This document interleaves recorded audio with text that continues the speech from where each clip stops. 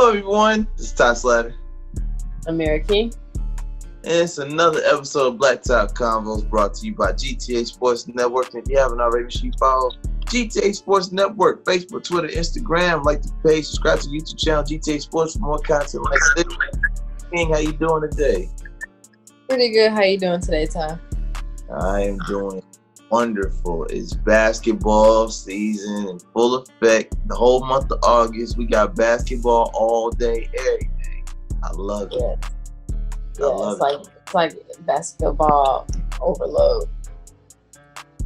After not for 4 months, I'm not complaining. Right, like I can't even think straight. There's like too many games going on at one time. I'm trying to keep up. It's just like, sheesh. This is. What problem you, as a former player yourself, a connoisseur of the game, what would you rather have? No sports for 4 months straight, wondering if it'll ever come back again, or too much basketball? It's a no-brainer. Indeed. But that being said, I just had a light bulb. I had this real great idea, and I want to share it with you as well as our viewers and get your take on this. So I was thinking, with all the basketball going on right now, of course, my GTA Heat Check supporters, y'all know how we do it. Me and Antonio have been cranking it out for you guys. Make sure you follow that and check that out as well, all your podcast platforms. But I was thinking, what if we did ladies first, but for the whole episode? Like, just dedicate this particular episode of Blacktop Convo, since we made them wait for so long for another episode. I was thinking maybe we should dedicate this one to the ladies. With it. Without further ado, we're gonna do ladies first. Miss King, where you want to start? We'll be kicking it off with ladies first. So much going on, so much to pinpoint, but something that's obviously major and gonna definitely affect the Liberty is Sabrina going down with her injury this week. It always sucks to see your key player, brand new to the league, go down so early. I don't think anybody really saw that coming, but while it's super unfortunate, we're wishing her a speedy recovery. And when I say speedy recovery, I mean, like, I want everybody to take the time that they need to come back, 110%, because I feel like a lot of players end up coming back too soon and then end up, re-injuring as soon as they come back. And it's just like, I can't imagine that feeling, honestly.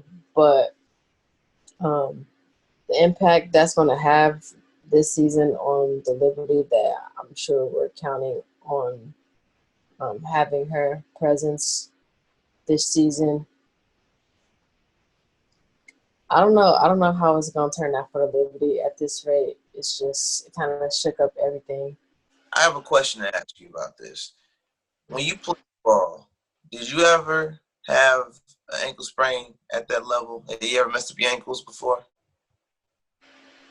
Yes, but I don't think it was ever to the extent of what they're saying for her, like a level 3, or I don't know all the categories or whatever, but I don't think I ever sprained my ankle that bad, ever. I actually have. So I can explain to you how this can go. When it comes to the level 3 and 4, a month is, and I'm not gonna say this because obviously the team doctors are being very optimistic. It's a number 1 draft pick, top of the litter. They're not gonna want to make it seem like it's a major situation, but I can say from personal experience, a month is best. Because what people don't understand about ankle sprains, in most cases, the tendons that you or ligaments that you damage, they never fully go back to being the way they used to be. Tendons stretch like rubber bands. And if you know how rubber bands work before they snap, they lose a lot of, the elastic, they lose a lot of that. They get real loose. Don't necessarily, like, rubber bands start off really small and tight, right? When you see a rubber band. Well, when you injure it, ankle, whichever way you twist it, those tendons on whichever side you overextend don't go back to normal. They heal, but sometimes you get scar tissue and this and that. An example of that in the NBA be like Steph Curry. Had a lot of ankle injuries early in his career. Was known for his ankle injuries before he even got drafted from Davidson. And, it kind of was one of those things that kind of affected his draft stock a little bit. In the early stages of his career, it was just something that people thought he wasn't going to last long in the league because of it. With her, I'm hoping that she, takes the necessary time and doesn't rush back. So I agree with you on that. Because in rushing back, the reason why you see people re-injure their ankles is because those tendons haven't even gotten close to what they used to be. Still healing. So I saw the way she went down. It was unfortunate. It was ugly. Oh, man. It made my ankle hurt watching it. Oh man. My ankle's feeling that way just talking about it because most players have a dominant first step, whether it be the left foot or right foot. And if you come down on your dominant foot, that's usually the one that continuously gives you a problem throughout your playing career. I don't want her to rush to come back. I hope she takes her time.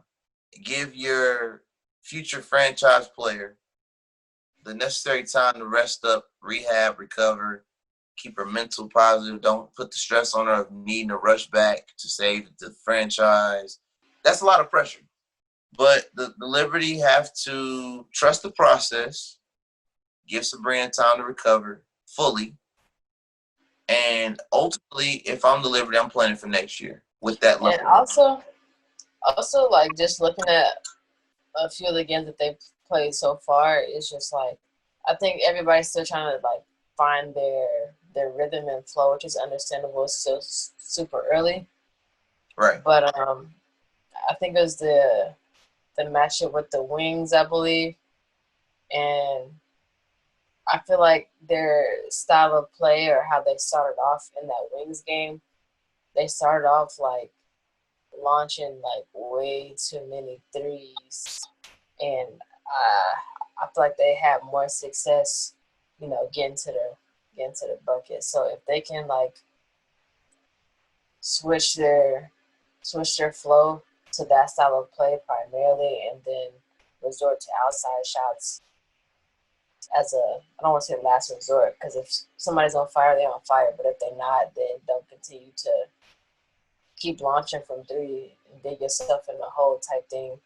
And then that's how you already down by 10, 20 in the first quarter, like that's a recipe for disaster for the remainder of the season. So I hope they can figure that out, or else it's going to be a long season for the Liberty, in my opinion. It's more of a coaching adjustment and player IQ. And that's not to discredit any of the players that have the ability to shoot the three. But do not come down past half court and feel pressured to shoot from three. What the Liberty also need to focus on to add to your point, because I agree with you. I agree with you 100%. But what they need to add to their repertoire and weapons, if you will, ball movement. Don't shoot after one or two passes. Get all the players involved on the court. Because what you're going to do is you're going to force the defense to move their feet trying to keep up with the ball movement. And in doing that, they're eventually going to collapse. And somebody's going to get left open. And at that moment, as a coach, I'm okay with you shooting a three. If you're a shooter and you feel that confident, if you pass the ball 7 to 10 times in a possession, I'm okay with a three at that point. Because by then, the defense has collapsed almost 90% of the time or better because they're not going to keep up with the ball. Somebody's going to fall off on defense because they're so focused on trying to close in on the open woman in this case. Somebody's going to get left open for three. And at that point, a low percentage shot becomes a higher percentage shot because you move the ball around 7 to 10 times before you shot instead of shooting it or trying to launch it after 2 passes or less. And I don't know if it's just a bubble situation. There's like the commentators were mentioning too. They're like, you know, some of the teams, they, in terms of like the percentage from behind the three, like everybody's shot seemed off. I feel like the Wings in that one game in particular, like they seemed like they was cashing out everything behind the three. So if you have, you know, specific players that have touch and found their rhythm in the bubble with that backboard or the rim or whatever, because everybody's stuff seems to be like overshot and it keeps just clunking in the same spot for everybody, specifically for the Liberty in that game. I don't know if it was just an offshoot night or what, but it wasn't working. It wasn't working. You have to have the personnel to shoot the lights out, and that's in any league. You have to have the personnel. If you don't have the personnel, then you need to remove that from your mental completely, or remove that from your strategy. Because if I got a team in the first 5 to 10 threes only makes 3 out of 10, shooting 30% or less from 3, I'm calling a timeout before it even gets out of hand and telling you, you shoot that, you're getting benched. At that point, you have to get benched and rethink your strategy, because you're shooting us out of the game, not shooting us into the game. You're shooting us out of the game. Mm-hmm. And at that point, you got to change the strategy. Now that goes now, not to harp on the players for Liberty. That's a coaching error. You have to hold the coaching accountable for that, because the coach should identify early on. Okay, I don't know why they're trying to live by the 3, but they're dying by the 3. And I have to reel them in and say, look, cut it out. Do what works. Do what works. Every time I said they have to do what works, because every time they were, you know, attacking the rim, whether they draw the foul or not, like higher percentage, you know, and it was working. Like they started getting consecutive points when they started getting inside the paint. I feel like if that's gonna be our game for the year, just attack or get it to your bigs and let them go to work. You know. I only know a couple of coaches that are 3-point heavy. Any other coach that I've ever played for and that I see in any other league will tell you, I would much rather you draw the foul than to jack up a 3 and give them an extra possession on the other side of the court. Because if you miss the 3 and it bounces, it clangs, it hits the rim, or even if it airballs, it doesn't fall into a teammate's hand, but it falls into an opponent's hand, that's another lost possession.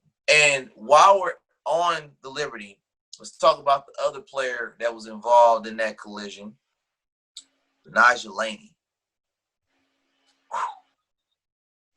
Wow. I told y'all. I called it. I told y'all, when she leaves the Fever, she is going to play with a chip on her shoulder, because she didn't get to show and prove when she was a Fever. And I'm pissed.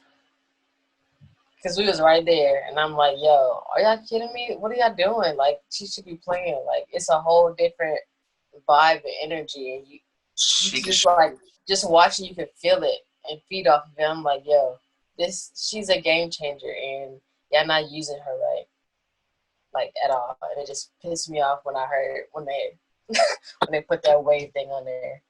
I told you before we aired that look, certain teams like the Indiana Fever, which we're going to talk about a little bit later, there is such thing as too much talent with no direction. They have a loaded roster full of shooters, full of talent, can shoot the lights out. If you let them off their leash and let them shoot their game, they will shoot the lights out. We've seen it. We saw flashes, glimpses of what she could do when they allowed her to. It wasn't much. But for the few times that they let her go, she showed you what she can do. Now she's on a team that doesn't have two of their main stars in Montgomery and Hayes, where she actually can play her game, and it'll be to the team's benefit and not to their detriment. It'll be to the detriment of any opponent that has to guard this woman. She is a problem. I called it. I would have won some money on that one. I told y'all she was going to ball out. Mm-hmm. I'm here for it. I'm so happy. Just so we can put this on record. Ladies, whichever team picks up Paris Key, hear me now. Paris Key. Whatever team picks her up and gives her PT, y'all going to be a problem. Because that's another player that the Fever did not know what to do with at all. They let her play in garbage time, and they barely let her do that. So, yeah. When she gets picked up, she's going to be nice. Whoever gets her before playoffs, when it's free agency, or however that works with deadlines coming up, I'm telling you, she's going to be a problem. I'm calling it now. Just that way it goes on record. They be like, whoa, we didn't even know. Yeah, I told you. I told you about Laney now. Watch out for your Key. Whenever she lands somewhere, she's going to ball out. The Atlanta Dream, while we're on topic, again, they lost to the Fever. Surprisingly, I ain't going to lie to you. Surprisingly. I think on my picks, correct me if I'm wrong, I think I picked the Fever to win just for home's sake. But I honestly thought the Dream was going to, pull an upset. And they didn't. I have a few thoughts on that. Let the record show that Kathleen Doyle, the rookie that the Fever just picked up, she played her first game. I believe she had 11 points and played 34 minutes, which was crazy. Julie as well had a good game. She's been showing up, in her first few games as a Fever. It was basically the rookies showing up as well as veterans because Candace Dupree's been playing a great start to the season. Has been on record saying she's having fun playing ball again. I believe her last game was 21 points. That's key to everything right there, especially for, your vet. But I have a complaint. About the Fever. Mm-hmm. I need Erica Wheeler. I'm gonna cut it for you for 2 seconds, right? Go ahead. While Erica is out, even when she comes back, I need Tiffany Mitchell. I need her to average 20. Like 20? I needed her to average 20 like last season. And I feel like for the Fever to really stand a chance going forward, or to even like put them where they need to be or want to be, she got to put up 20. Period. Her, Kelsey, she got to be in the 20s, which she pretty much has been, I believe, pretty much all the games this season. Her, McCowan, she got to be up there in the 20s. Dupree, she getting back up there consistently to be in the 20 range. Like, all of them got to go ham for it to really work for them to be, championship contenders. And she's capable, more than capable. Amirah, we look, man. We gotta face the facts here. I like your points, and again, I don't disagree with you. We here. Here's my problem with your statement. Just because somebody's capable of doing something doesn't mean that's their game. I don't see Tiffany Mitchell averaging 20 points per game. I've never seen Tiffany Mitchell average 20 points per game. Doesn't mean she can't hit 20. Doesn't mean she can't elevate her game to that next level. She just doesn't seem like a 20-point-a-night person. It just doesn't. It don't feel right. Now, she'll have a game where she'll go off, but it'll be like every few games. It won't be every night. And I just don't. She don't seem like the person to score like that. She just seems like somebody who goes with the flow of the game, lets the shots come to her. She don't really push the envelope. And let me mention also while we're on topic, Natalie Nchonwa unfortunately injured her hamstring So that's a loss. That's a huge loss. Oh, that's a huge loss. Team leadership, the energy that she brings every time she's on the court, the tenacity that she plays with, that's gonna be missed. I don't know how long, but I do know hamstring injuries. That can be a season-ending thing right there. Because hamstring is real tricky. If you try to rush back, it's one of those, again, it's a tendon. So it's like you re-injure it really easy, and it's not something that just fixes itself in a few games. So they haven't officially ruled her out for the season. Me personally, I wish her a speedy recovery. But hamstring, that's a season-ending injury in most cases. So I don't see her making it back this season, personally. And speaking of injuries, Victoria Vivian's also had a leg injury. They haven't confirmed to what extent yet as of now. But yet again, she just came off of a leg injury. She missed the whole season with an ACL tear.